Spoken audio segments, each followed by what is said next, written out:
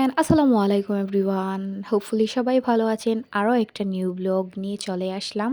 Hopefully আপনাদের কাছে ভালো লাগবে। এই ব্লগটাও খুবই স্পেশাল, আমার বোনের বার্থডে ব্লগ। এটা ছিল মেইন বার্থডে ব্লগ। সেটা আমরা কিভাবে সেলিব্রেট করেছিলাম, কোথায় গিয়েছিলাম, সেই সব কিছুই নিয়ে থাকছে আজকের ব্লগ।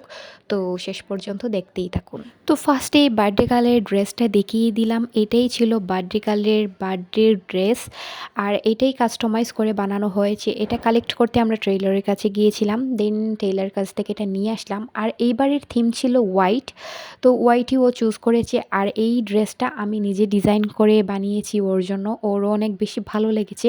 ও যেহেতু খুশি হয়েছে, তার মানে আমি অনেক বেশি খুশি হয়েছি।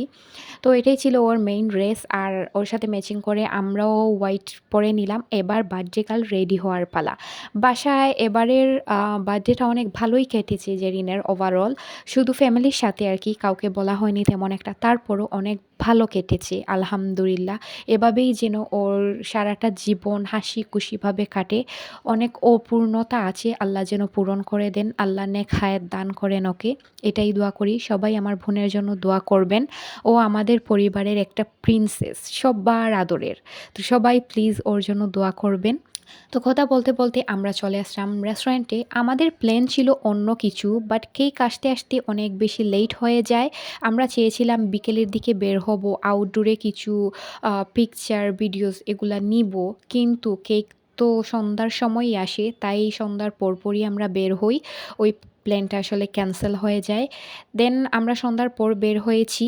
এই রেস্টুরেন্টটা ভেবেছিলাম এই রেস্টুরেন্টটা কাছেই আছে, আর অনেকেই দেখেছিলাম রিভিউ ভালো দিয়েছে, দ্যাটস ওয়াই এখানে আসা। এটা ছিল চৌহাট্টাতে, মানে মহিলা কলেজের অপোজিটে পড়েছে আর কি। তো রেস্টুরেন্টে গিয়ে আমাদের তেমন একটা ভালো লাগে না আসলে। এনভায়রনমেন্ট বলুন, সার্ভিস বলুন বা খাবার বলুন, সব কিছু মিলিয়ে না অনেক বাজে একটা এক্সপিরিয়েন্স হয়েছে। মানে তেমন একটা আমার ভালো লাগেনি। কারাজি রেস্টুরেন্টে সাজেস্ট করেছেন, আমি জানি না ওনাদের কিভাবে এটা ভালো লাগতে পারে। তো যাই হোক, দেন আমরা কেকটা কেটে নিলাম। জেরিন আমাকে বলছিল ওইভাবে পিক তুলো, ওইভাবে ভিডিও করো। তো আমি ওর ইচ্ছা মতো ভিডিও পিকচার দিয়ে দিলাম। দেন আমার ফোন দিয়েও কিছু ভিডিও নিয়ে নিলাম। উনি তো আমাকে কেক খাওয়ালেনই না, তাই আমি নিজেই খেয়ে নিলাম, প্লাস আম্মুকেও খাওয়িয়ে দিলাম। তো এই দিকে আমাদের খাবারটা চলে এসছে, ভালোই হয়েছে, তেমন ভারী কিছু অর্ডার দিই নাই। দিয়েছিলাম জাস্ট থাই স্যুপ, আর জেরিন দিয়েছিল বেকড পাস্তা।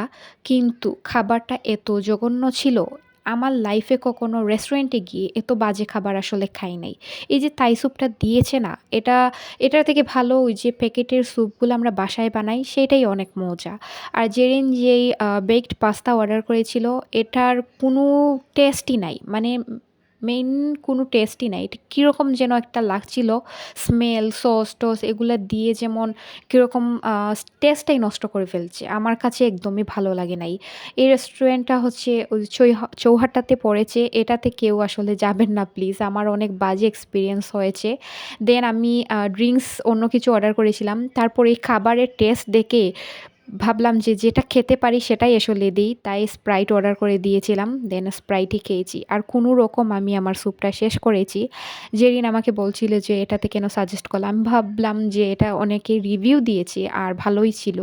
তো ওভারঅল মোটামুটি ভালোই কেটেছে আর কি। খাবারের দিক থেকে, সার্ভিসের দিক থেকে একটু বাজে ছিল, বাট কিছুটা ভালো লেগেছে। আমি ওর মুড ঠিক করার চেষ্টা করেছি, বাসায় এসে অনেক ফটোস ভিডিওস করে দিয়েছি ওর মন মতো। তো সব কিছু মিলিয়ে আমার বোনটা খুশি হয়ে গিয়েছে। তো ওর খুশিতেই আমাদের খুশি। তো দেখতে দেখতে কোনো কারণে যদি আমার ভিডিওটা আপনাদের কাছে ভালো লেগে যায়, লাইক কমেন্ট শেয়ার করতে কিন্তু একদমই ভুলবেন না। ফেসবুক থেকে আমার ভিডিওটি দেখে থাকলে আমার পেজটা ফলো দিয়ে দিবেন। ইউটিউব থেকে আমার ভিডিওটি দেখে থাকলে আমার চ্যানেলটা সাবস্ক্রাইব করে দিবেন। Thanks for watching.